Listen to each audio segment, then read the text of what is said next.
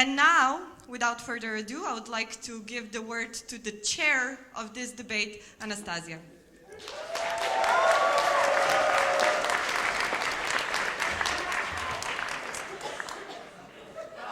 Hey guys. Okay, first of all, thank you all for participating in this tournament. It was amazing. We saw some great debates, and the best two teams apparently are USA Blue as prop. Congrats, guys. And we have Denmark A as op.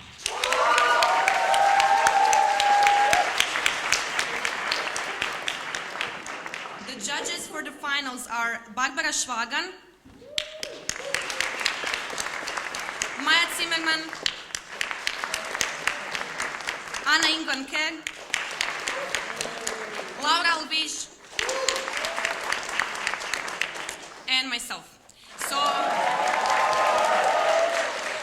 So without further ado, I would like to invite the first speaker of the proposition to open the final debate, but not before I get back to my chair. Thank you.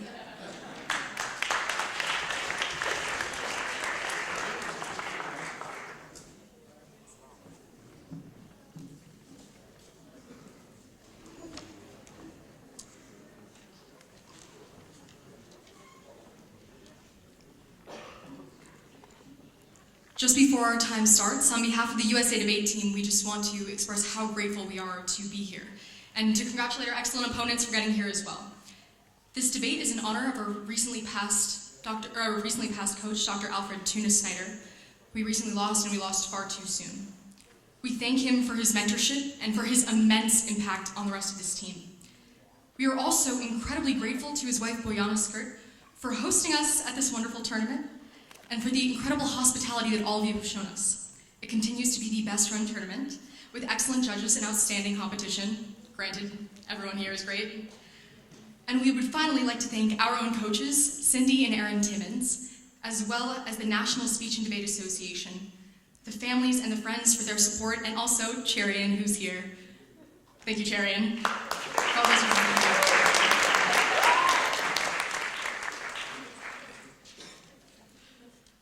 Without further ado, I want all of you to imagine a sight. There are 3 children who are homeless. One is a black child, one is a brown child, and one is a white child. All of them are in poverty, and all of them are hungry. So the question that I want you to be thinking about right now is, does the color of their skin change the feeling of emptiness in their stomach? If all children had the financial resources, would that feeling of hunger go away? I want to be doing a few things in the course of today's debate. First is I'll be establishing the definitions that we're going to be using moving forward. Next is I'll be establishing the framework before finally moving into our first 2 substantive arguments, and then Nick will come up here and address the third. On the framework, we want to ask 2 primary questions. First is, what affects the individual more, class or race? Second, what system creates that effect? And through a structural analysis, we're going to show you why a class's structure definitely impacts individuals. The people in this room. Class is a social stratum sharing the same basic socioeconomic characteristics. And at this point, I want to highlight that socioeconomic characteristics are not just limited to the economic, on shared physical characteristics and culture. Because we believe that where you are born should not determine the outcome of your life, we're proud to propose this motion. On the first point, we say that that class issues are more important than race to international governments, to the extent that international governments are uniquely able to act on class issues and benefit them, and inadvertently help race issues as well. For this, 3 primary layers of analysis. First is that the fundamental obligations of government is to create a positive impact in the lives of its people. Now, we recognize that government is not always going to be the most ethical, but we do believe that the government is the only institution that can create the most change. Therefore, on a principled level, we think that the government has an obligation to create a better life for its people, and they can do that through the right to privacy, the right to compensation, the right to education. Moreover, the second major subpoint is that governments also have the responsibility to redistribute wealth through taxation, through spending and managing labor practices. These are all issues that influence class, and only the government has the ability to deal with them in a significant way. But before I continue on that analysis, a point. Wouldn't you argue that being in the lower class at least incentivizes you to go ahead and change, something you could never do with your race? That is a fantastic point. I'm so glad that you brought it up. We believe that the exact fluidity of class is actually what makes it more important. Because of the idea that you cannot change what race you are inherently a part of, you should act on the things that you can change, that can improve the quality of life overall. Again, the correlation between race and income level is often very distinctively clear. So if we can benefit one, we can often benefit both groups or both classes. We also say that under the third major subpoint, that governments have the responsibility to address and prevent class conflicts that result in revolution, war, and upset. For this, we see two primary examples. We see class differences are a major source of conflicts, both domestically and internationally. When you look to the example of sub-Saharan Africa, you find that the income inequality causes rampant unrest. Unrest that can lead to issues like terrorism, that has actually been the exact reason that Boko Haram started in the first place. Or you can look not just to developing nations, but to developed nations. We look to the example, say, in the United States, when you have an inherent class conflict that leads to massive political dissatisfaction and the undermining of the political system in the entirety. Secondly, we can also look to the refugee immigration crisis, when it does not matter what race you are part of, class, and improving the welfare of all of these people who simply because of their own identity are often denied a home when they're trying to traverse border lines. We can improve their own quality of life simply by focusing on class. Again, these are actionable changes, and we want to focus on what can actionably impact people for the better. Second point, class issues are more important to race for individuals. It's important to understand that all individuals have basic needs, regardless of their race. So without these basic needs being met, the ability to enjoy all other aspects of life is greatly diminished. So essentially, having a class status secure allows for the enjoyment of all other things. We recognize that it is hard to ensure a stable class status. But we do think that if we can ensure at least the ability to ensure a stable class status through the use of government, then we allow for class to control all other positive aspects of controlling life. At the end of the day, I want you to think about this. If you are a Black American, or if you are a Black person living anywhere in the world, even though you still might face discrimination, you still would rather have a house to live in, food on the table, an income that is sustainable, and at that point, you still see that while neither are going to be fully solved, at least you can solve one more. Again, we also want to say that class is fluid. That's an idea that I addressed in your point of information. We have three primary layers of analysis here. We say that is why class is so fundamental. The fluidity of class allows race to become a sequitur towards someone's life. So if you are rich and minority, as I was just saying, you may still face discrimination, but your quality of living and life is significantly better than if you were low income. Secondly, even if you cannot change your class strata, it organizes people amongst class. And what that can do is push progressive change that can benefit you uniquely. So we saw a movement in Spain where you have a new party that's uniquely working to improve labor standards. And in the United Kingdom, you have a grassroots labor party moving amongst the same social strata. All these things push positive change because of class. Lastly, we say that class can also determine where you live. If you are low income, you may be forced to live in a high-crime, low-opportunity ghetto or housing project. If you are in these neighborhoods, you'll likely have a lower quality of life, with increasing policing that can undisputably be biased, increased levels of drug and gang violence, fewer educational resources, but because class is fluid, at least you have the opportunity to get the amount of capital to move out of those places in the first place. And yes, it might be difficult, but at least it is possible. When we look to the examples of Brazilian favelas, Middle Eastern slums, or Bulgarian ghettos, these are all places riddled with both racism and poverty, and the two are inextricably linked. Again, keep that in mind. When pulling them out of poverty, they still see lesser racism and a better quality of life overall. Again, we might not fully solve for racism, but we at least mitigate many of the impacts. Moreover, we see that class magnifies and causes racial disparities, because when we discuss racial issues, we're essentially talking about the reclassification of decades or even centuries of old class conflicts. When evaluating what is more important, we can choose to focus on the cause or the consequence. But without the cause, which in this case would be class, we often wouldn't even have the consequence in the first place to talk about. So when you look to a historical level, we find that civilization and that class conflict, or that class-based structural system, came before race. Slavery initially started off as something you did for money. There was white slaves just as much as there were black slaves, just as much as there were brown slaves. And because of that, we saw that racialized slavery didn't become a thing until modern times. So when we want to go back and take out the root cause, we essentially want to look to class first before, again, moving forward and dealing with these issues of race. Because when we deal with one, we can also deal with the other. Because the proposition co-opts essentially all of the impacts that are going to be coming from the opposition, we're proud to propose and beg you to do the same.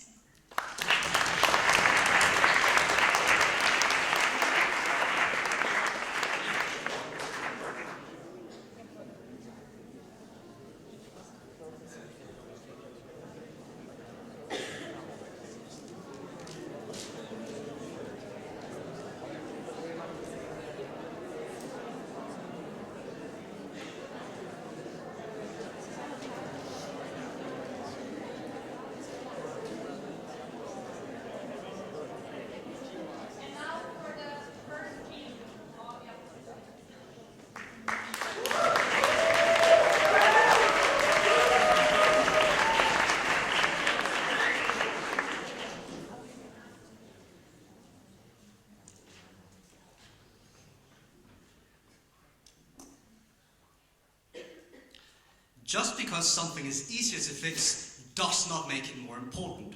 Right off the bat, I want to challenge the criteria put forward by Team Proposition. We on Team Denmark today have our own criteria for what is important in this debate. First of all, what we need to see is importance in terms of what means the most to the people. Secondly, what's the best way of change? And by best, we mean that even if focusing on race takes longer time, which we in fact do not even think it will, we achieve the most equal society on the long term with the least amount of discrimination. And thirdly, the most important point that you need to consider when you cast your ballot today: what is the most unfair metric for discrimination? Is that class? Is that race? The justification for this criteria is essentially that class is an ideology, race is something you cannot change. Race is a genetic trait of which you has no control, which makes it a much, much more unfair metric for discrimination. So, we're going to prove this through a 3-point case. Significance of racial discrimination, harms of racial discrimination, and thirdly, my partner Clara is going to talk to you about racial identity. But before going into that, let me just deal with a very shallow analysis that we heard from Team America. So, their entire case is based upon this idea that we can mobilize classes, we can create a more equal society. No thank you. Through the means of mobilizing through classes, right? First of all, a major flaw in their case. People don't identify with classes whatsoever. The fact that I'm feeling hungry is just inherent to human nature, not necessarily any sort of identification with where I stand in society in a socio-economic context. Furthermore, we say that even if I have this desire to engage in sort of economic mobility in society, that still doesn't mean that I identify with my class. If I want a new car, that doesn't necessarily mean that I want a Marxist revolution, right? We say they need to address this in their second speech. Furthermore, we say that no thank you, that even if it's easier actually to solve class issues, that doesn't necessarily make it more important, right? If we could just solve issues like that, we could read the economic textbook, do some research of policies, etc. We say that race is more important because you can't simply just change it like that. But even if we wanted to change race, we can actually do that on our side of the house because you get more effective movement, right? This is what we're going to talk to you about in our third argument, because people identify with race. We heard from first speaker over here that just because something is important for you as an individual doesn't really make it important. We say that's the barrier factor that actually defines importance. No thank you. That is the individual importance. So, now that I've taken down the major points from side proposition, no thank you, I'm going to go into my first argument, significance of racial discrimination. So, no thank you. Race should never be a legitimate basis for discrimination, simply because of the lack of control that exists in the genetic pool, right? We recognize that there are many social factors that are predetermined before your birth, but they are all subject to change, regardless of the difficulty. We say that class is by definition a factor that you can change. This is the American dream. I suppose they may have heard about it, right? We say that this is simply not the case with race. When you're born, you become you become put in this box, right? When you walk on the street, if you belong to the lower class, unless you're really, really low class or really, really high class, your class is not going to be visible upon you. No thank you. That is simply not the case with race, right? If I walk into a shop as a black person, there's going to be instant prejudice, instant discrimination. This is simply not the case of class, right? So we say that the fact that your color of your skin determines, no thank you, so much more from the moment that you're born. Before you even can get to make a first impression of people, this is what makes it more important, this is what makes racial discrimination so much more harmful than what they can provide on their side of the house. Before I continue, yes? Even if race is inescapable, if class can change the experience you have as a racialized individual, why isn't class more important? Well, if class actually could do that, that might be an interesting POI, but we see that there's no inherency to class-related issues, right? We live in Denmark, one of the most equal societies in Europe. Refugees still face discrimination. There's still a lot of xenophobia, so their point really doesn't stand. Okay, so how's this different from class discrimination? We live, unfortunately, in a reality where discrimination exists in many, many forms, but the consequences of racial discrimination is much, much more severe. So, as a person of color, you may experience extreme discrimination because of stereotypes. You may lose a job because you're deemed untrustworthy. You may be denied loans. You may be denied a proper college education, etc. We say that as a member of the lower class, you may face similar discrimination in the sense that you're unable to get proper healthcare, etc. But for a person of color, discrimination continues so much further than that. In some countries, the color of your skin might get you shot, ladies and gentlemen, might put you to jail for the double amount of time for a crime than if a white person committed. No, thank you. We say that when it comes to race, we see an extreme form of systematic discrimination that only exists in the case of race, and that they by no means can try to explain to you how they're going to solve by solving class issues. So, moving on to my second argument, harms of racial discrimination. In my first argument, I've outlined to you how racial discrimination is different from other forms of discrimination. Now let's take a look at the specific harms that occur from racial discrimination. Firstly, the individual.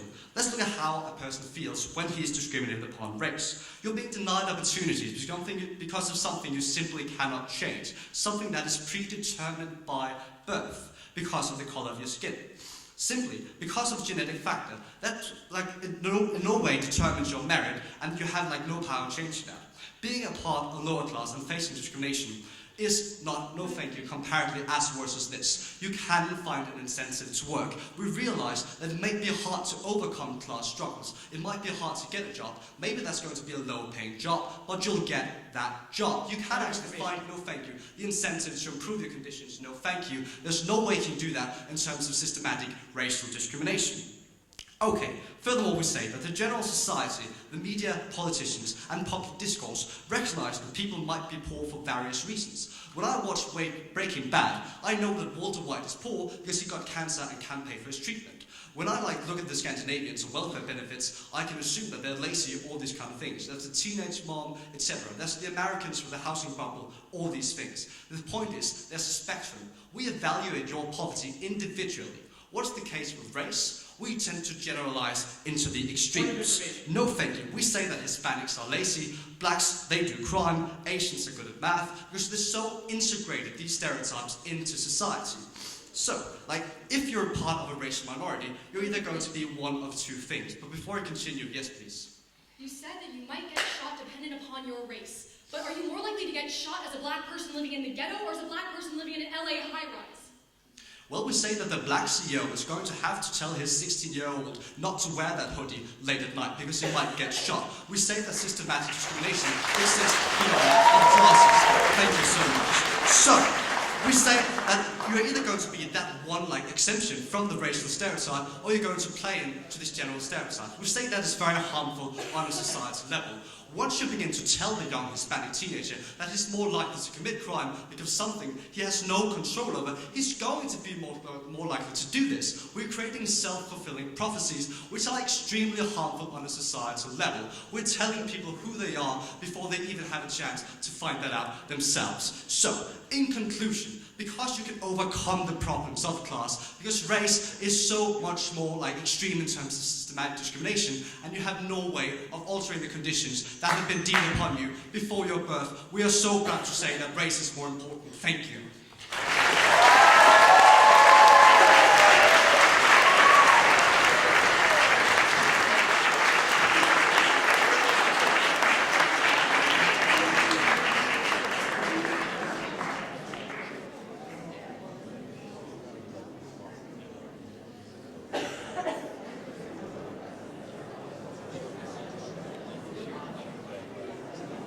Okay, we now invite the second speaker of the proposition.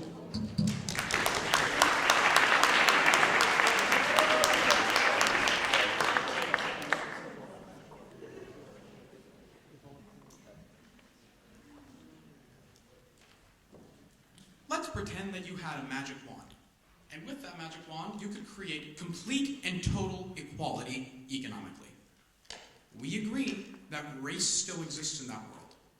But because the impacts of race are almost totally controlled by the impacts that race has to class, we say that the effects of racism are severely mitigated because you lose the systemic elements of racism that make it the most pernicious, the most evil in its hottest form. We're going to take them at their best and say maybe race cannot be escaped.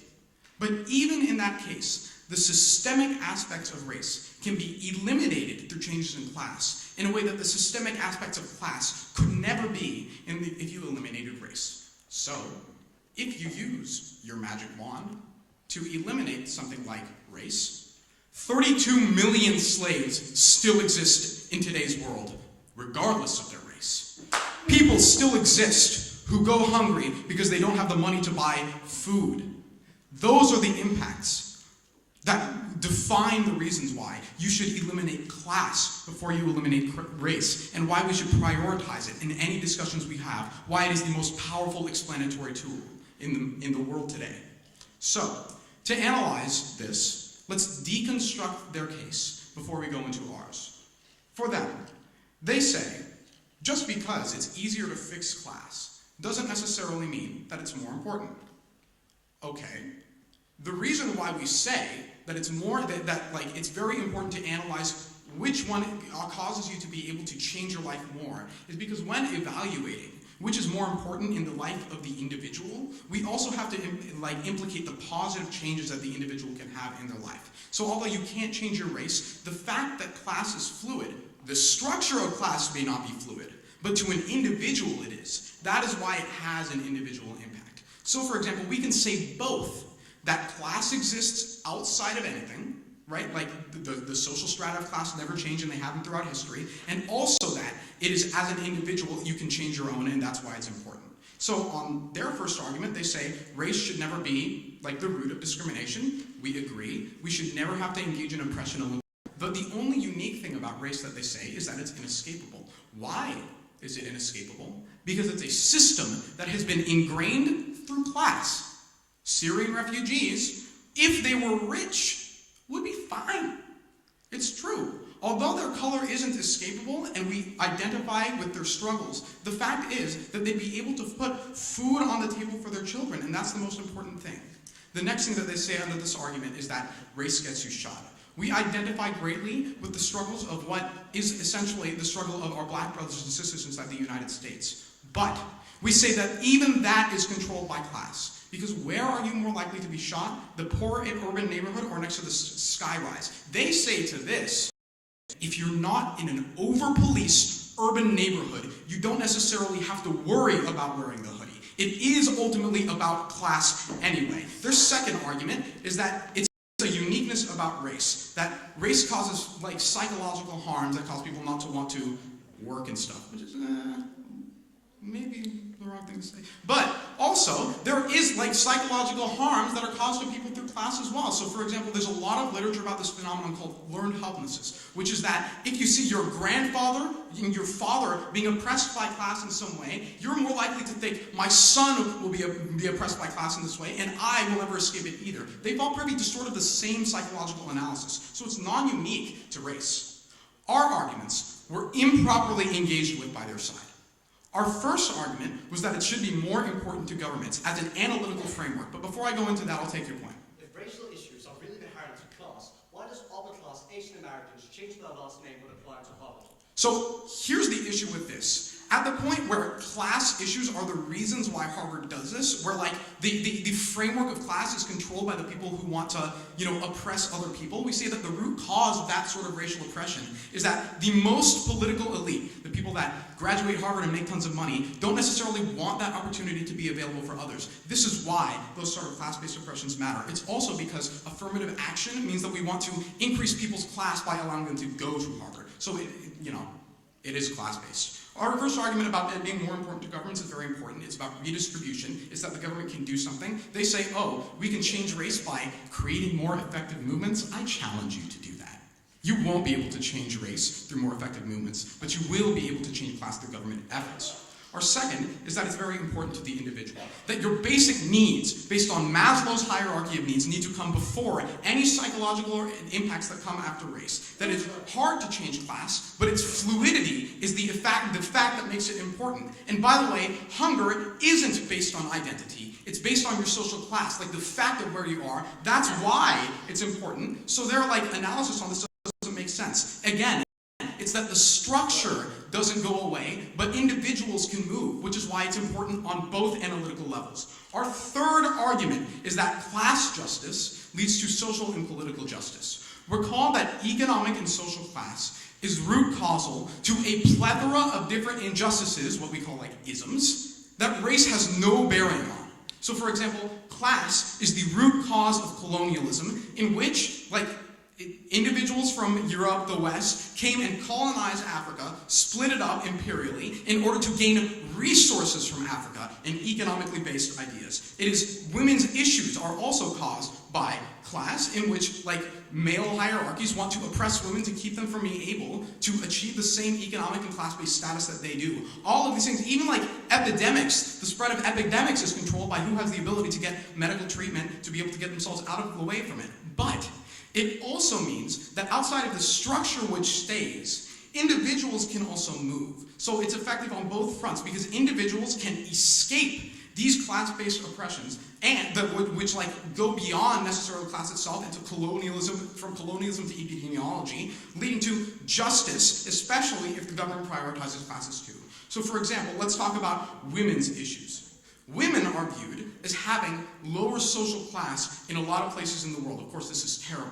But the reason why this has happened, the ability for people to access the oppression that faces women is through lower wages, lower education, sex trafficking linked to money, infanticide because male children earn more money and are of higher class than their female counterparts. These are all class-based oppressions that result in the dominant oppression of women that we see. Look at the Zika virus as an example of epidemics. The Zika virus is pernicious because it affects people in poverty who are unable to afford the ability to escape that disease, to escape its spread, and to get treatment. Here's the ultimate impact of this round. If you are to eliminate class, you eliminate nearly every oppression, both historically and today, that individuals have faced.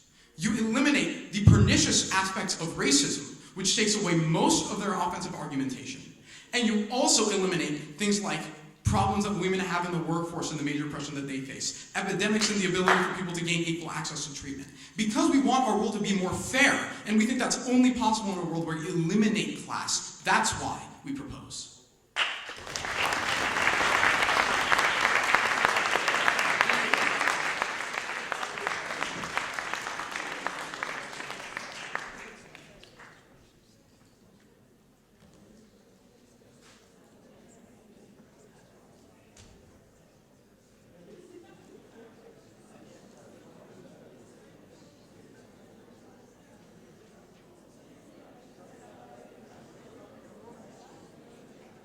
And now we invite the second speaker of the opposition.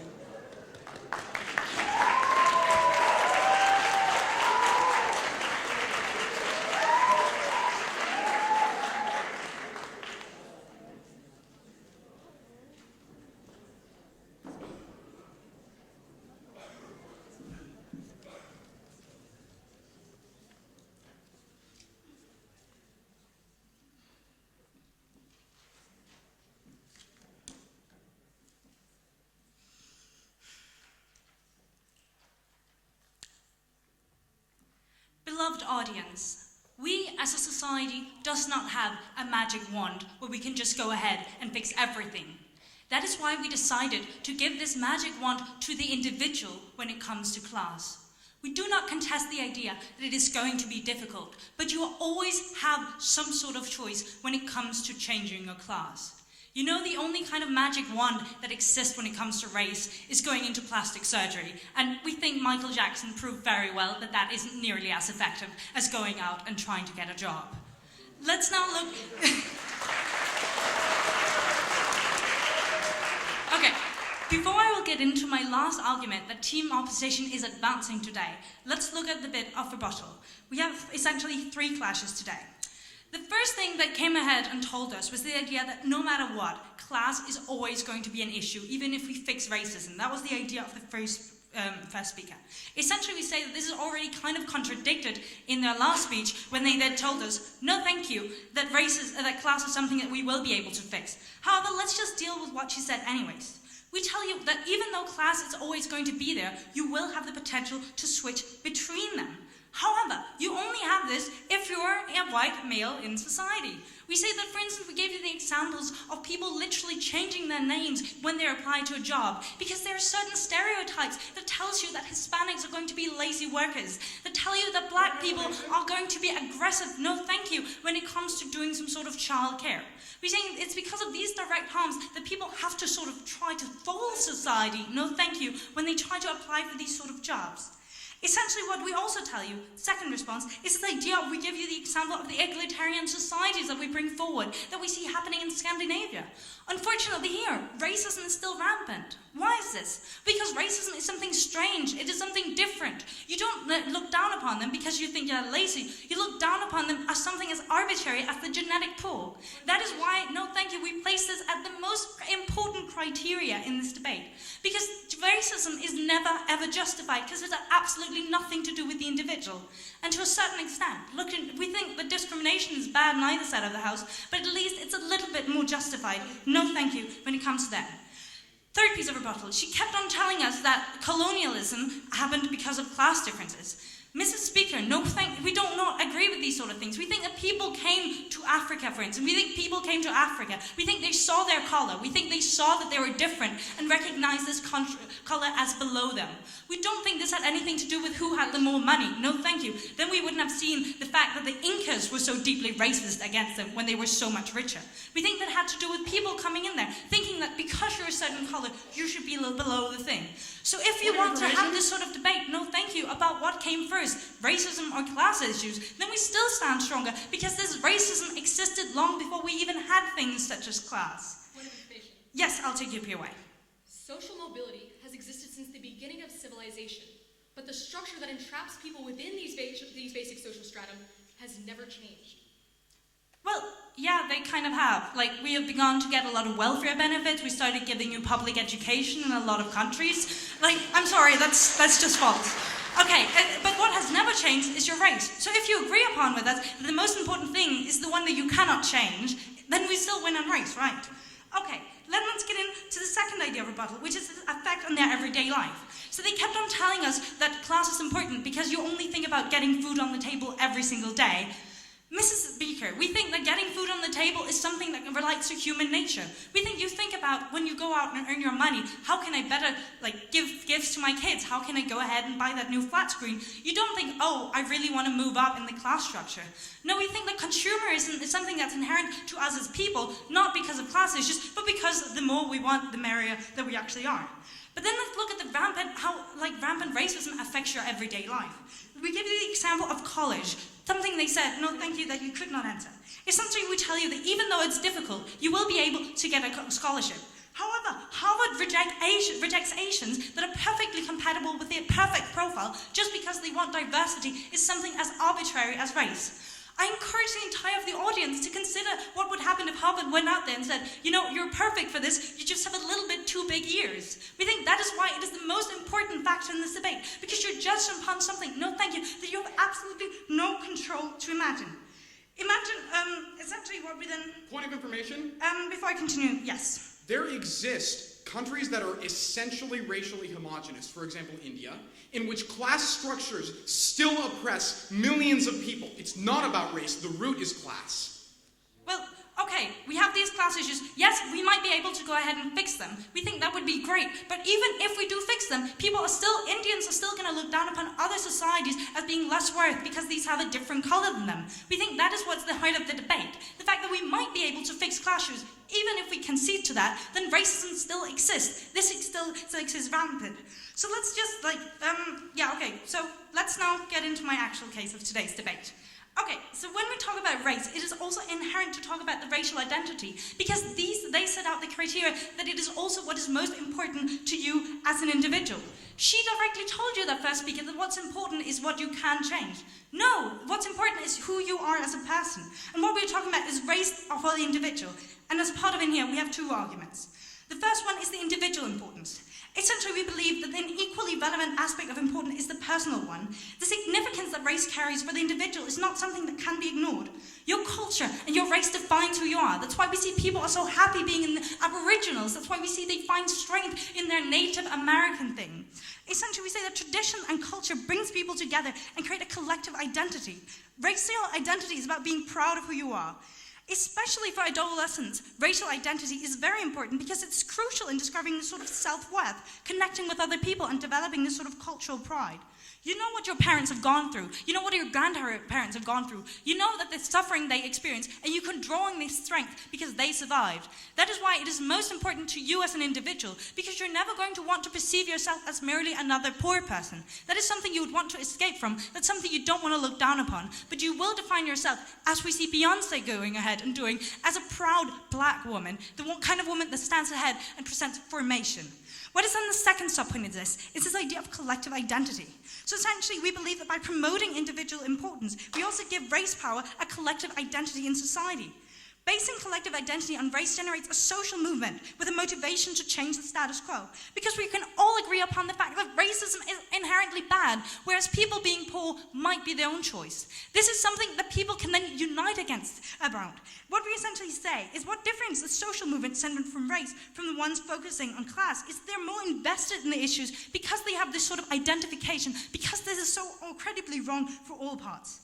Essentially, we tell you that Black Lives Matter has become a symbol that continued this sort of discrimination of the African American community. And this movement has gotten a lot of members because we can all unite about the wrongness of doing it. That is why we have been so effective in terms of creating awareness and we have become known across the globe. What racial identity means is that you will feel greater affiliation in going out there and creating change. It is something we can all unite about. So if you do accept the criteria that we should value what is most important to what we will be able to create the most change with, then we say that when we say that race is something that more individuals would care more about changing, whereas there's always going to be some people having some sort of interest, as he spoke about himself in his last third argument, in this sort of class structures staying the same. That's why I've never been more proud to oppose in my life.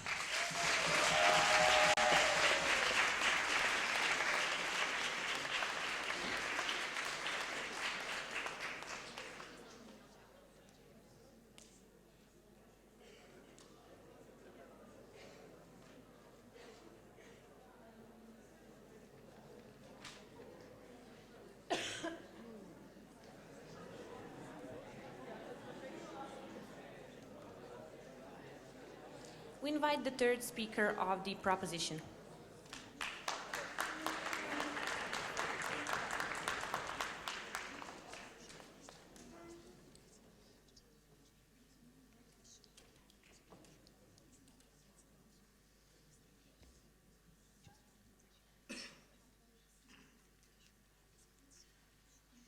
When we all found out about this motion, I'm sure all of us were like, I really don't know. Is it race? Is it class? Like, it's a hard question. Personally, if you ask me outside of this debate, I can't give you the answer because it's a very definitively hard one to answer. However, the way we have framed our case is that there is a systematic way in which class precludes race, 1, and class magnifies racial oppression, 2. So it's not necessarily class is worse than race is worse than class. It's a question of systematic, institutional ways in which class magnifies racial discrimination. If we can prove that to you, we've won the debate. A couple things in this speech. First, on the framework analysis, then answering their third point about racial identity. Finally, 2 questions. 1, does it even matter if race is inescapable? And 2, can class justice lead to social justice? On the framework, really quickly, 2 questions we wanted you to remember throughout the entire debate. 1, which would we rather eliminate, race or class? If we show you can eliminate race and class still exists, because since the beginning of civilization it has existed and caused international oppression, then we think we're winning that question. Second, which would it rather hurt? What better impact would it have to the individual? Now, this is not saying race is going to hurt the individual more than class, but rather systematically, class magnifies impacts towards the individual who is racialized, and class can help the impacts towards the individual who is racialized. These are all things framed by class that give it the more importance we are asking for in this speech. First question, does it matter if race is inescapable? Side opposition's entire case is, you can never escape race. Thank you for telling me I will always be Indian. Yes. What's the impact to this? The question now is that I may face discrimination from being Indian, but if my class can affect my social mobility, will I be in a different neighborhood in which that discrimination is mitigated to an extent? We think they haven't answered that question, but you would disagree. So you're telling me that because I'm black, but I'm rich, I should just stick to the rich neighborhood because I'm still going to face being shot as soon as I walk into a pool, just because I'm black? No. Our argument, listen to this is very important. Our argument is that if you are black and you are rich, the chance of you getting shot because of racism is significantly lower because you aren't in a poor neighborhood that has to deal with over-policing, mass criminalization, police being on every corner just to see where you're going. Which means the example of the hoodie makes sense if you're in a poor neighborhood, but it doesn't make sense if you're in rich Los Angeles or rich New York City. You haven't answered that fundamental question. Next layer of analysis. Even if class is inescapable, we have even if race is inescapable, class has the fluidity that they have not necessarily answered. So a couple layers of analysis. One, sometimes class isn't inescapable because some people are just stuck in class their entire life. But because we think it's fluid, we think it gives you the ability to get out of that. What is the impact of this? The impact of this is that even if you are a poor minority, if you have the chance to get to the middle class, get to the upper class, the discrimination you face as a minority is significantly less. We don't think it's going to go away, but we think it gets lower, and that's all what we're trying to prove in this debate. The next layer of analysis is the structure of class. So when we asked the POI about how social mobility exists, but the structure never changed, they just didn't answer it. At the point where 32 million slaves existed, before racialized slavery, there were white slaves, you can't deny that in terms of historical analysis, in terms of empirical analysis, side proposition is ahead by giving you that framing. They haven't answered that fundamental question. Yes? Now let's challenge this idea of a mass class mobilization. I challenge you to give me one historic example, besides the Russian October Revolution. The Paris Commune. I learned about this in history. It was amazing. In the Paris Commune, the working class, after 7 weeks of the Franco-German War that France lost, there were 2 months of France people not going to work. They didn't work in factories. They didn't have labor. All of this was a protest to be going up to class. The end result, by not working, by not engaging in labor, was their wages increased. Their situation didn't change completely, but things got significantly better. And black and white people united at that point, which means that's your historical example. We think we've given you a lot of examples. Finally, the notion of slavery. Slavery was racialized, but it was also about free labor. When they carved up Africa, they were looking for free resources. Yes, there was a racial component, but slavery was essentially based on free labor. Haven't answered that. Third argument they make, racial identity is important. Okay, racial identity is important, which means they want to celebrate their culture, want to celebrate their race. We don't disagree. You can celebrate your culture, but what does it mean to celebrate your culture when you're hungry? What does it mean to celebrate your culture when you live in a poor neighborhood where you're over-criminalized? So we think you can celebrate your culture. That's not the issue. The issue is, can you celebrate your culture in a way of not getting shot? And the only way that prevents that is class, which means you haven't answered that fundamental question. Final thing, this third point just doesn't have an impact. We also think racial identity is important, but class can help explain that in a different way. Second question in this debate round, can class justice lead to social justice? This was a point that was essentially not necessarily answered. That social mobility in terms of sexism and racism can be included, but can be increased by class. Why? Because we've given you sort of a root cause claim in which how classism is more of a root cause of sexism. It's not the only cause, but the fact that men wanted to keep women from not earning as much as them is a way in which classism is a root cause of sexism. We think they haven't answered that fundamental question. But let's take them on their highest layer, which is hashtag Black Lives Matter is important. Is Black Lives Matter doing anything for the poor black people who are in urbanized neighborhoods? We come from America. Rich black people, they're not worrying about if their life matters. Why? Their life already matters. They have enough food. They're not getting shot. But for the poor black people who are at the bottom of that system, this hashtag movement isn't doing anything for them. Now, if we said something like, poor Black Lives Matter, not because we don't care about all blacks' lives, but because we understand statistically poor black people uniquely face a different type of oppression, maybe we would see a type of change. But adding poor in front of black comes with class justice, economic analysis that only side our proposition doesn't necessarily answer. We also think it answers their third point. We can all be united under a racial identity and celebrate our culture, but it doesn't mean anything unless our class is a prerequisite towards that. So there's a couple framing issues for your ballot. The first is the question of which would we rather eliminate. You can get rid of race, The class structures are still going to exist because they've always existed, which means international oppression that happened before race, 32 million slaves, that's going to exist. You don't get rid of that. However, if you eliminate class, racism will still exist, but the fact that everyone is equal because everyone has food on their table, everyone is not getting shot all the time, we think racism will be mitigated to an extent. We're not trying to solve all of it, but class controls sort of the way in which it is formed. The second most important voting issue on your ballot, besides the structural analysis, is that who does it impact in terms of the individual? You can have your race, your cultural identity. It means nothing if you can't eat at night.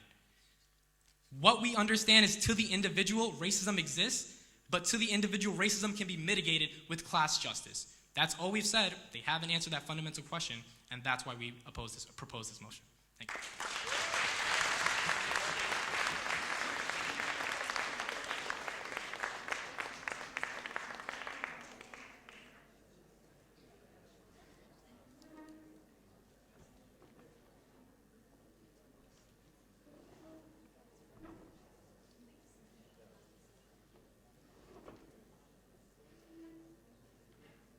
We now invite the third speaker of the opposition.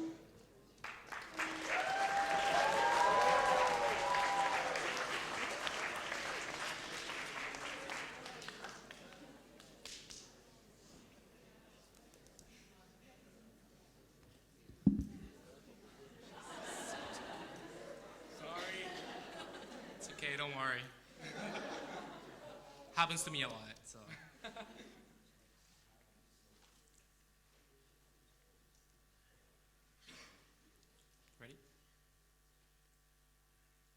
Being poor doesn't necessarily mean that I identify with the class that I am in. Guess why? Because class is a fluid phenomenon. That's what they said. Because I can change my class, it means that I don't see myself exactly in that class, and I see myself as someone who can change class in the future, not someone who's defined by the class I'm currently in. That's why it's less important class-wise. On the other hand, we think that race is more important because it's the most unfair metric that you can be discriminated against. Why is that so?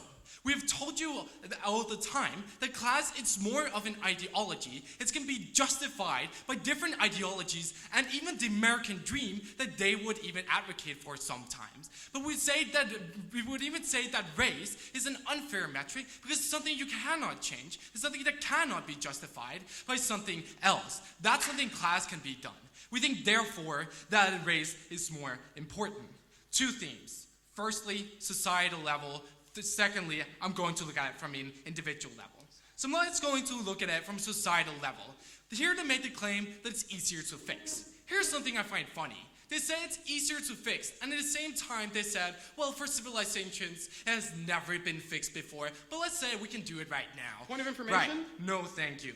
But we said it furthermore, but just this mere criteria is not a legitimate criteria in itself. Just because it's easier to fix doesn't make it more important. We think what makes it more important is the criteria that we presented to you.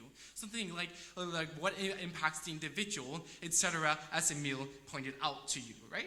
But furthermore, let's say even if they can fix it, right, and we have a classless society, we think that even in that case, that's not necessarily a good society. We think even in that case, there will probably still be class tensions, as they even said in under their own speeches, right? But we think if we fix race, on the other hand, it creates social cohesion around it, right? We don't think it's something that can be disputed, but that's something that a classless society can, and even in a classless society, there will still be disputes about this classless society, right? We think that's why race is also more important, right? But we'd say furthermore, we would actually say that our side is also easier at fixing race. Why is that? We told you that is because race can unite people across the spectrum of class. And they tried to negate this by saying a rich black man cannot necessarily identify with Black Lives Matter.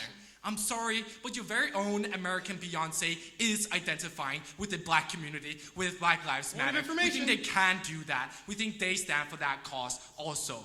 So ladies and gentlemen, We essentially think that it's not necessarily easier to fix. But even if it is, we think that actually it's not necessarily a good thing in itself. And we certainly do not think that it does solve the problem of race, because we see in a lot of countries that are equal, racial problems do still exist, such as in France. We see that they have huge problems with race, right? And we see that's not necessarily inherent to them being an unequal country, because they are very equal. Second point within this one, no thank you. This is essentially the point Clara brought up, what they didn't really respond to. What Clara told you was that you can unite with your race across the spectrum. Now, why is this so more effective than whatever they can propose? We think this is more effective essentially because everyone can identify with the same thing, which is race. That's why they can focus on the same cause, such as Black Lives Matter. You cannot do that under a class where everybody doesn't have the same identification in the same way. That's also because class is a fluid factor, which makes it less important, but also because you don't identify with something you think you can change with something that's not inherent to you as a kernel. Class is an external factor, but on the other hand, race is an internal, something I cannot change. No thank you. Second theme, individual. Here we look at how it impacts the individual, right? And we think that it is under our side. We think that is something that is bad. We think that makes it more important under our side, right? Because let's recognize that class is often seen as an individual circumstances. What this means specifically is that the reason why I'm in a lower class can be different than somebody else. That can be because I don't choose to work or whatever it is. But that means because it's an individual circumstances that you decrease the importance of it, right? But also because decrease the importance of it. No, thank you. But we think that furthermore, that many times you don't necessarily identify with your class, right? You may even want to be in another class. But furthermore, as Emila already told you, just the mere fact, even if you do want to go to another class, that's not for the class itself. It's not for being able to say, I am in a higher class. It's for a wish for me to gain more food, gain more resources, etc. That's an inherent wish we have as human beings, right? So let's go on and then look at another point. But before I go through on with that, yeah, sure. Going back to the Beyonce example, the only reason that Beyonce was able to so successfully push her activist agenda was because she had the financial and the career success to do so. So what? We still think that even though she has the resources to push for Black Lives Matter and push for that cause, doesn't really make a difference. We think that it still unites the higher class and the lower class, even though she has the resources. We think that they are united because they have the same identification, even though she has more resources. So let's go into another point that we brought forth. There is an argument about how we cannot change race. But how does this impact you directly? We think that when you are an Aboriginal in Australia and you walk into a supermarket, the person who owns the supermarket can't necessarily know whether you're of a lower class, right? And we see that that doesn't necessarily impact the way in which the owner sees you.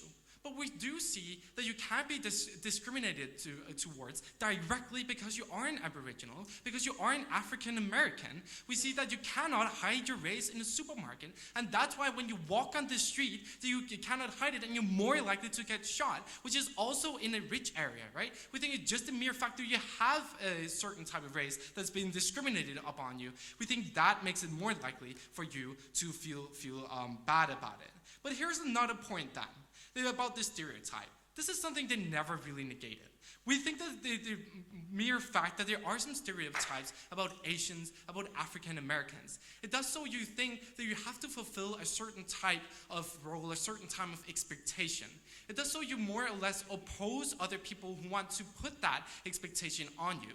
So if you're being told constantly by other people that you are a criminal because you're an African American, you're more likely to act as such. We think that therefore that the race is more important in this type of area, right?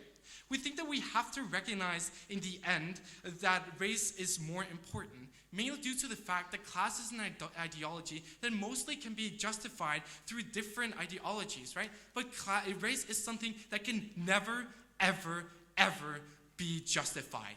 We think that on our side of the house, Race is more important to you as an individual and on a societal level. Racial discrimination is something that cannot be legitimized. Stand with opposition. Thank you.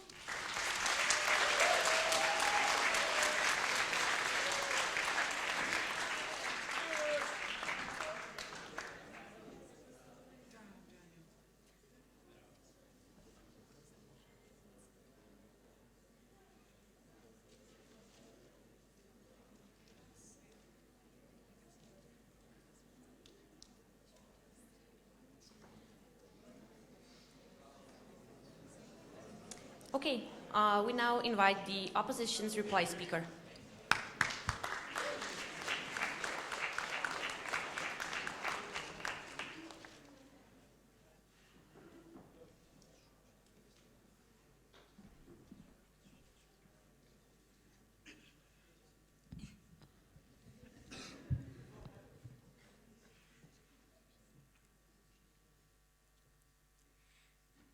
Class is most important to the individual, as this means that the black CEO can stay away from the neighborhood in which he would be shut based on his color.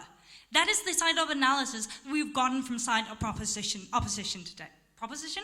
And that is why we are fundamentally so proud to continue to oppose this motion. Because we recognize the fact that disregardless of your class, if a black person will walk into this dangerous neighborhood, he is more likely to be shot. And that is why it is inherently more important. Two things I want to take this reply speech upon. Let's look at the first thing, which is the criteria they gave us, which is this idea that it is inherently easier to fix. So we already told you that this mechanism of fixing is something we already grant to the individual, so these can go ahead and try themselves to change the class. We asked them a POI where we said, well, wouldn't being in a lower class at least to some extent incentivize you to go ahead and work harder? They didn't really challenge upon this. Instead, they just kept on telling you that we would rather live in a classless society where they'd be completely problematic. Mrs. Speaker, we think we already gave you a few examples, such as, for instance, what Emil brought up in his POI, such as the idea of communism, where we see that a completely classless society still have all these sort of tensions, especially too when it comes to racism, where we gave you the examples of the egalitarian societies we see in Europe, where Denmark, where Sweden still have rampant racism against Muslims, even though these are on the same economic level. Essentially what we say is there's still going to be tension, but essentially all these things about what came first, the historic reasons, is at best at wash. We told you colonization meant that, oh, you saw they were black, they would be worse off. They say because you are rich. So that's something you'll have to grade up yourself. So what we must consider is what is important to you now, not what came first then. We're saying that when you as a student have to go ahead and change your name for applying to Harvard, that is what is most important to you now, because now your race is directly discriminating you from getting the education you want, the education you could have taken a loan from, the education you could have escaped. We're not saying this would be easy, but at least you will be able to do this because you won't be discriminated upon your race. We then gave you this entire idea of this will actually be easier to fix race because it's something we can bind across the spectrum of whether we're rich, whether we're poor. We already told you, and as I did in my second speech, that there are going to be a lot of people opposing the idea of class mobilization. That's why we see so many struggles in the status quo. Essentially, if you want to go with this sort of metric of what's easier to fix, then go with the one that is already proving so wonderfully effective, the one where everyone is uniting against Black Lives Matter, because they do and because we all recognize why this is inherently the most important thing, because it is based on something as arbitrary as your color. And let's get into what is most important to the individual. Why is race the most important thing? Ultimately, what we tell you is because you go ahead and you define yourself as this. You'll never define yourself as a poor person. That's something you want to get away from. But we also told you you derive strength because you recognize that your ancestors went through struggles. Essentially, we tell you that race is the most important thing because racism feels worse than people judging you upon your class. This is people telling you that just because you happen to be born in a special way, just because you happen to be black, Asian, brown, whatever, is essentially the same sort of racism as if people told you they didn't like you or wouldn't give you a job just because you had big ears or a big nose. It is these sort of arbitrary measures that makes the individual feel worthless about something that they could never, ever change. And that's why it's inherently most important. So what do we have brought to you today is we have absolutely won on the criteria of what's most important to the individual, because we told you that you as a person would rather want to identify with your race rather than your class. We told you that how you're going to want to be able to recognize that your race is the most important thing, because racism is the worst kind of discrimination that feels, because you feel absolutely hopeless alone. You cannot change this yourself. So what should we fix today? What do you think you should cast your ballot on today? It is what's most important for the individual. Because racism feels inherently worse, because it's inherently the absolute worst thing in our society, we beg to oppose.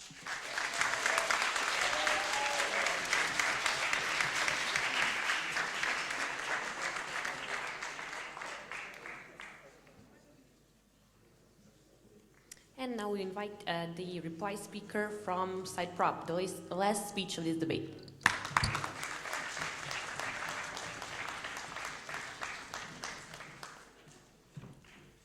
right, everybody, I think on behalf of both teams I can say thank you so much again for having us. The most pernicious, hereditary, silent killer is class. It frames the impacts of race, sexism, colonialism, the clothes we wear, and the power that we have. Because yes, power might lie in numbers, but it lies in the numbers that are in your bank account. Here's what we're showing you in this debate.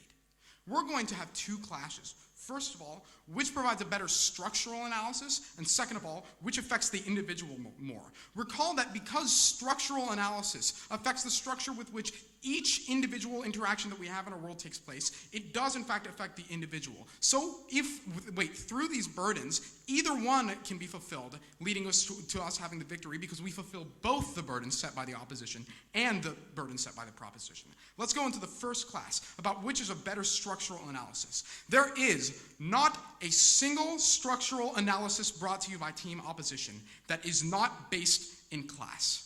Race wasn't even a thing until we first had class-based civilizations to say we need to divide the working class in order to try to create different types of oppression to keep our wealth. Moreover, we say that class structures exist and although are fluid, are rigid in a way.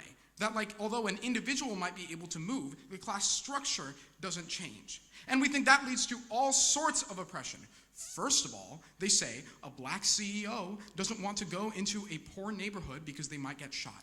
There's two reasons why this exact rhetoric proves our case. The first is that poor neighborhoods deal with criminalization because of class, showing that it's not that you can escape all race-based oppression in some situations, but that in a world without class, the second reason, if in a world without class, if you eliminated it, a black CEO could go wherever he wanted. And he wouldn't have to deal with that because the over-criminalization and over-policing wouldn't exist. This is the argument that we're making, that it's all founded on class. And that leads to all sorts of different oppressions across different types of people, across races, across sexes, that it even leads to the epidemiological outbreaks, such as the Zika virus outbreak, because you don't have the class to escape it. How many people do these types of things affect? Look at malaria in Africa, millions and millions of people. How many people does the sexism caused by the patriarchy not wanting women to have the power to have money over them? How many does that affect? Half the world's population. Slavery, how many people did that affect? Millions and millions and tens of millions. And how many does it affect today? Because even race doesn't allow you to escape slavery, and even Denmark's social policies don't stop slavery from existing in the world. How many? 32 million slaves. Those people are affected by class far more than they are affected by race.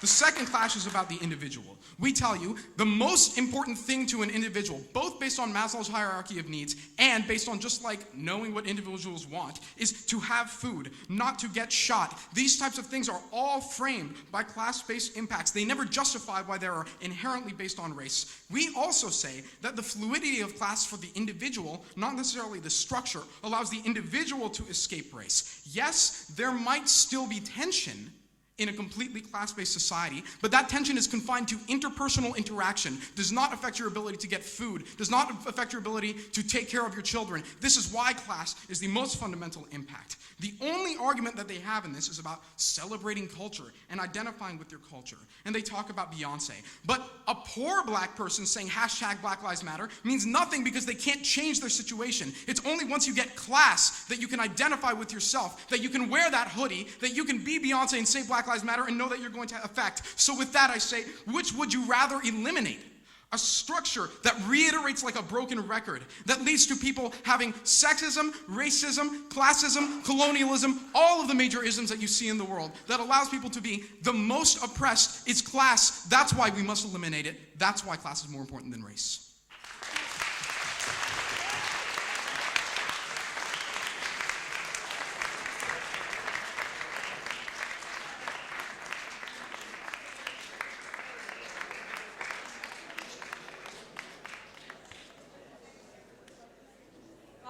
Thank you everybody for the debate. Please, all of you stay here and we judges are going to evacuate the room.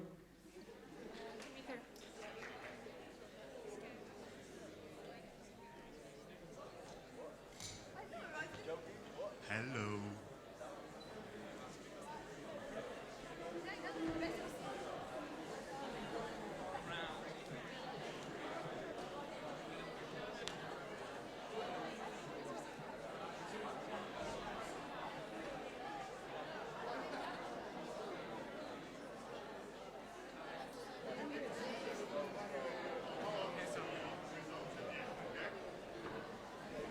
Good evening. Is it evening already? I think it is. I have a big bunch of certificates here that I'm allowed to give out. And of course, at the end of all of these certificates, we're going to know who won this excellent debate. Before I go to the certificates, I need a bit of your opinion on a question that I have. Was this an excellent tournament or what?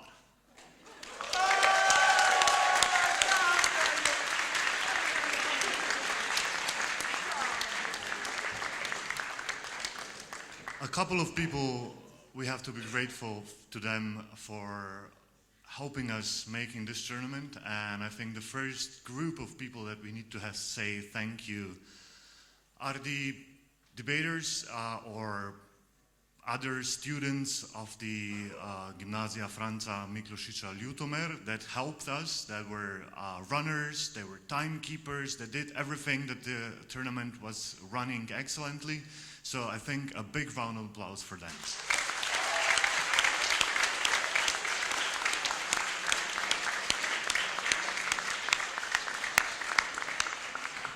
And of course, for the 14th time, Gimnazja Franca Miklosica Ljutomer invited us and allowed us to be here.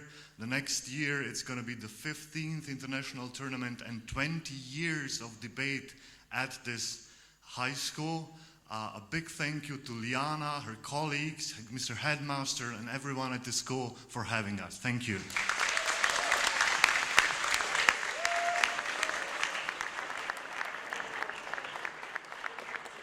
And now,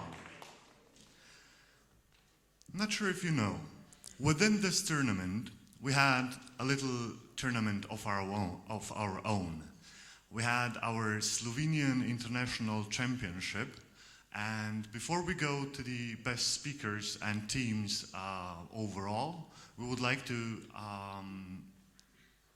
congratulate the best Slovenian speakers and the best Slovenian teams in this tournament, and then we'll go on. So, firstly, I'm going to invite Liana to join me here, and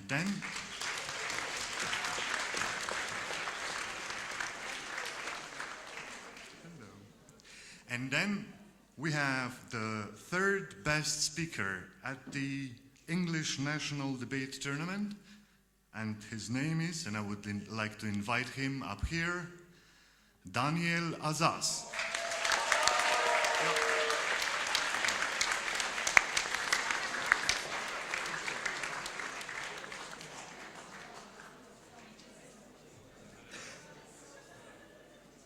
The second best speaker, Matija Pušnik.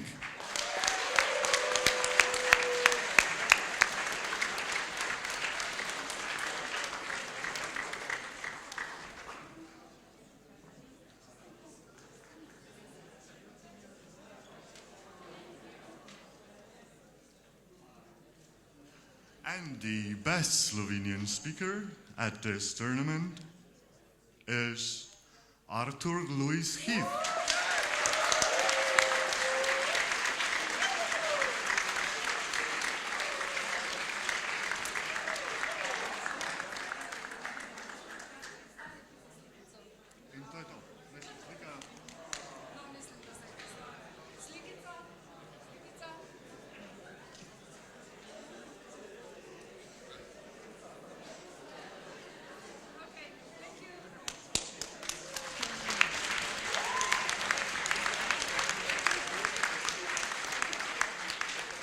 We are now going to the best Slovenian teams.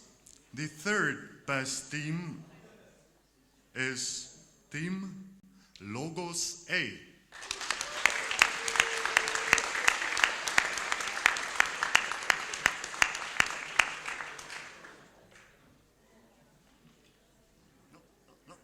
All right, Logos A obviously doesn't want my pretty certificates. I'm just a bit insulted.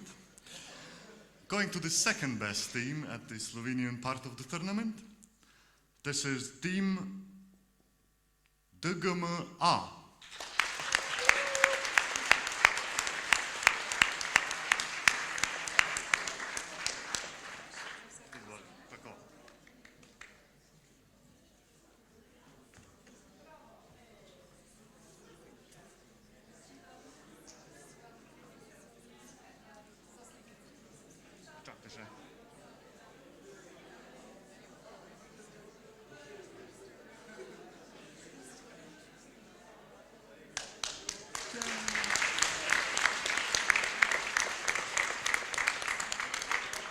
And the best Slovenian team, first best team, as we call them, Bežigrad Red Stars.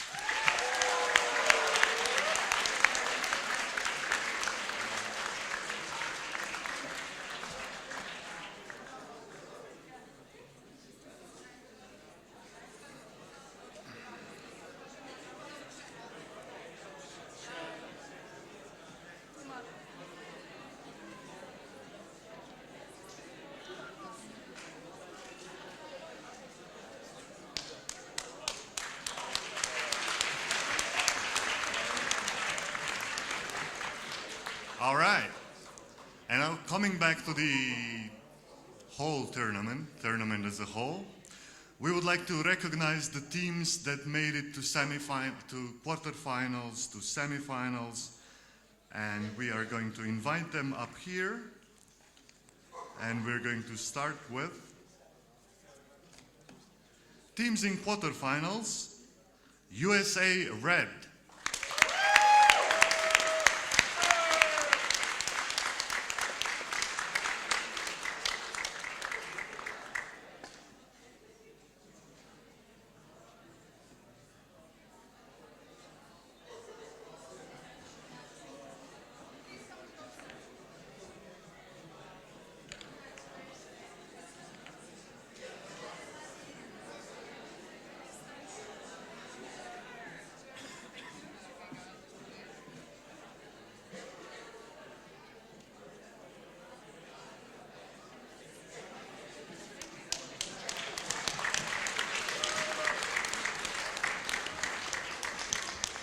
Also recognizing quarterfinalist team ESU Turkey A.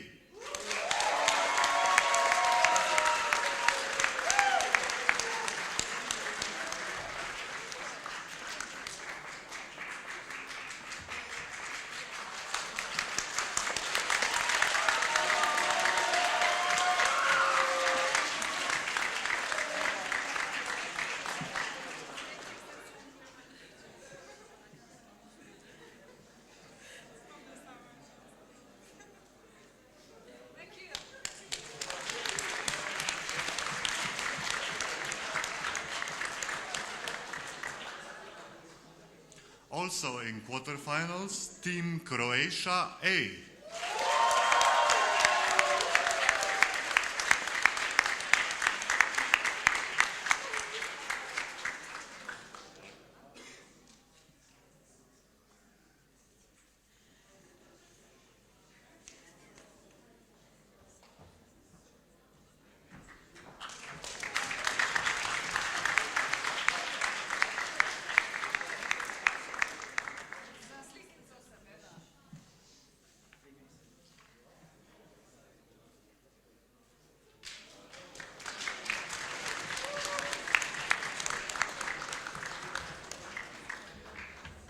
And the quarterfinalist team, Croatia B.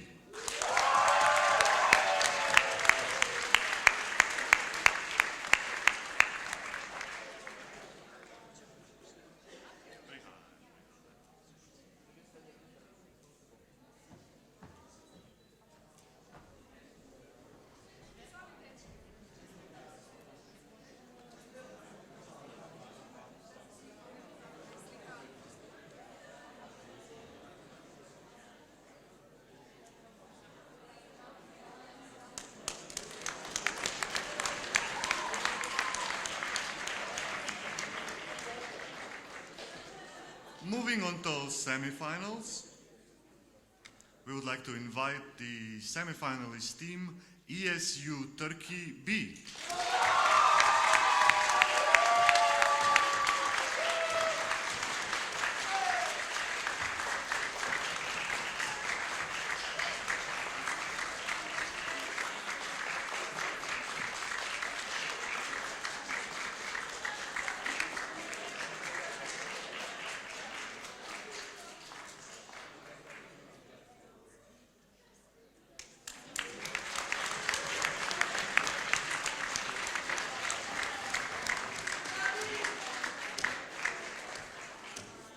And semi-finalist team for the third time on this stage today, Bežigrad, the Red Stars.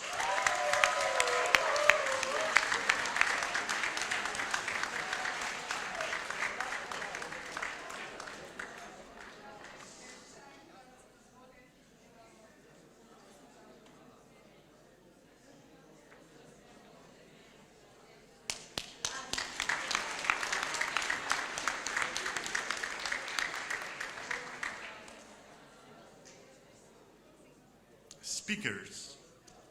We will award the 10 best speakers of this tournament, and because of that we are starting with, believe it or not, the 10th best speaker. His name is Milan Amirtaj.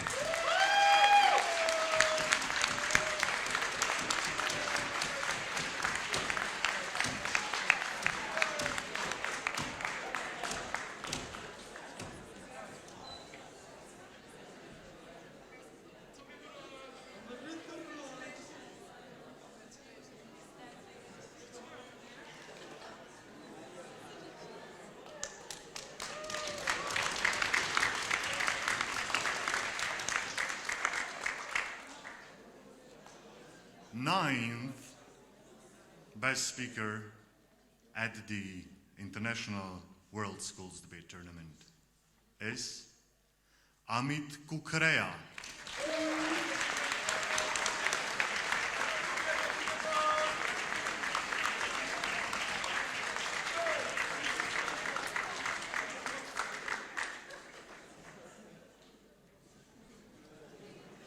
Moving on to the 8th best speaker, Yasemin Rais.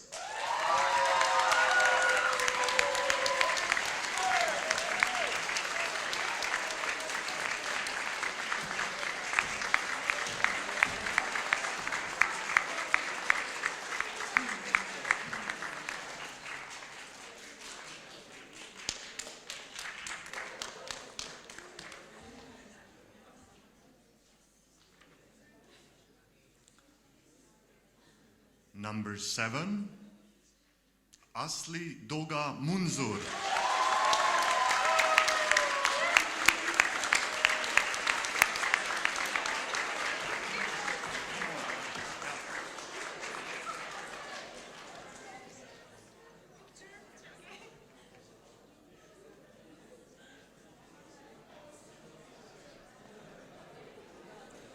Number 6. Not yet. Number 6, Hrvoje Kožić.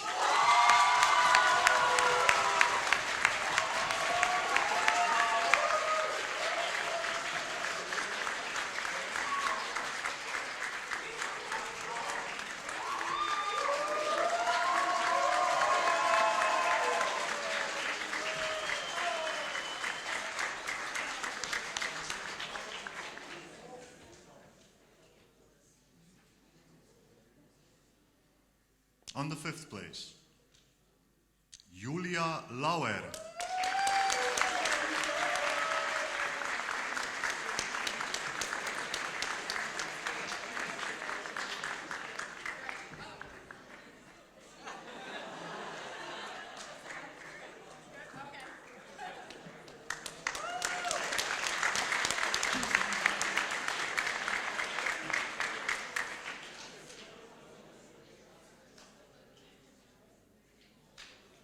Number 4, Clara Gronborg.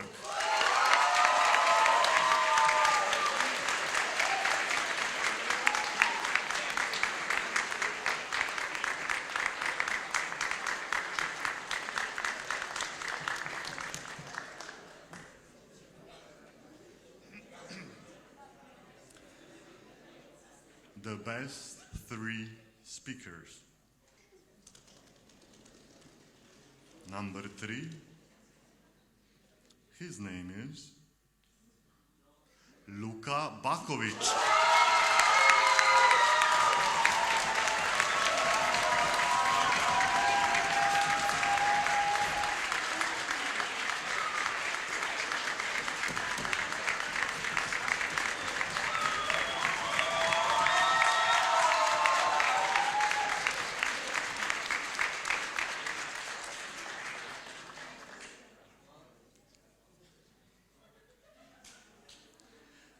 Second best speaker is Liz Jont.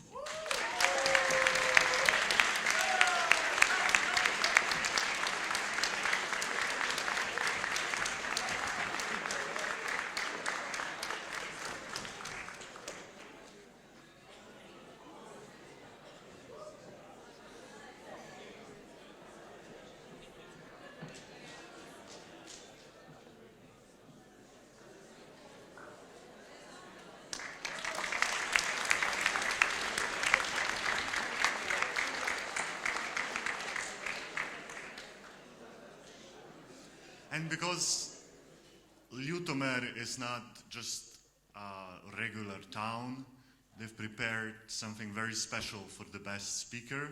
And for that, I would like to invite Mr. Headmaster, Mr. Zvonko Kustec, I'm sorry, to join me here.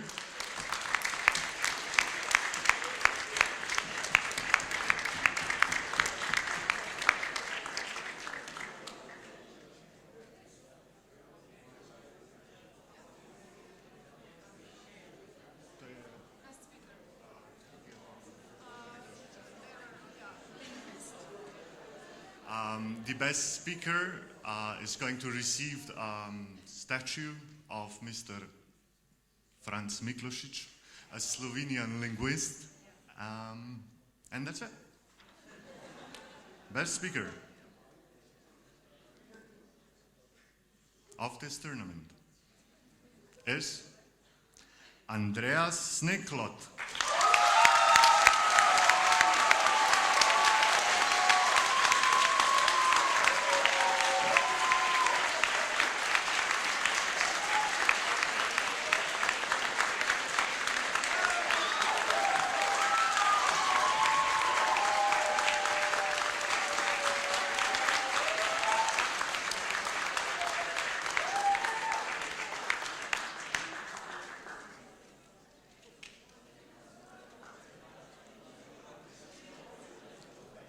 Are we done? Yes. Going to the best team, I need the decision. For that, I'm going to invite the chair of the debate.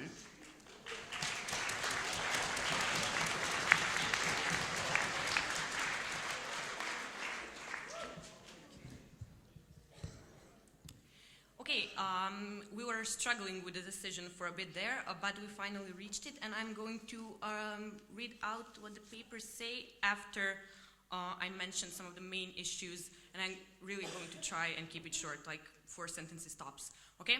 So some judges, yes, we do have a split decision, felt that the proposition managed to prove that class is a condition that amplifies racial issues, and then if you removed class differences, it would be much easier to resolve any those kinds of issues. While some judges on the other side felt that the opposition managed to prove that without these magical solutions, if we look at the real situation, race is inherently unchangeable and as such poses a problem for people of who are racial minorities in today's world in getting opportunities that people who are not a racial minority are not denied, even if they are of a lower class. So basically, those are like the two principal things that we thought were important for this debate. So without further ado, I'm just going to read out the decisions. Okay, first paper we have Prop USA.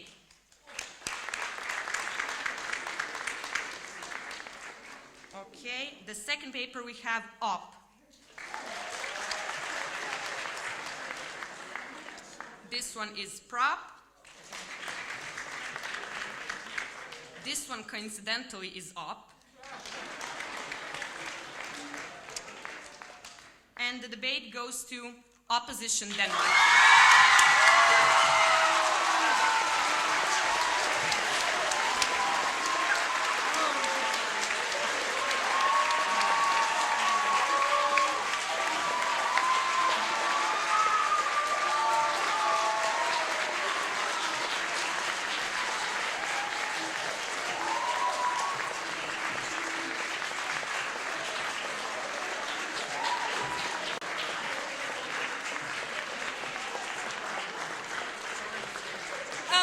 We here from Team Denmark would just like to really thank you everyone for a wonderful tournament. We are so happy for this and thank you for a lovely debate. And it's so good to be here with my best friends to celebrate this. So thank you so much.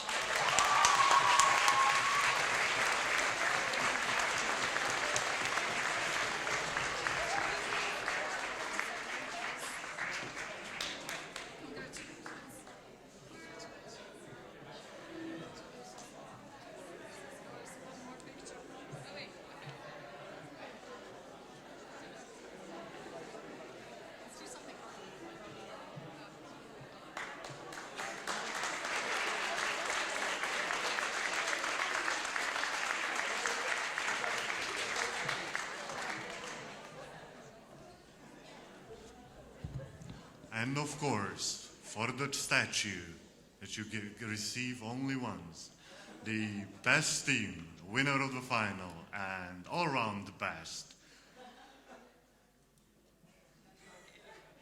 Team Denmark A.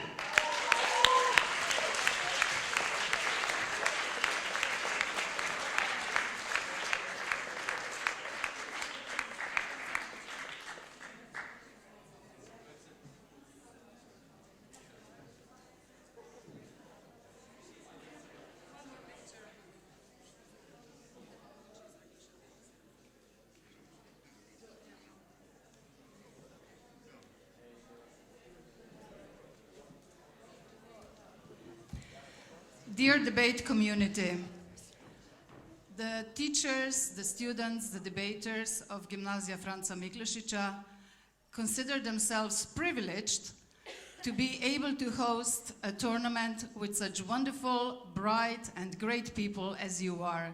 Thank you, and we hope you are coming again next year when we have the anniversary. Thank you.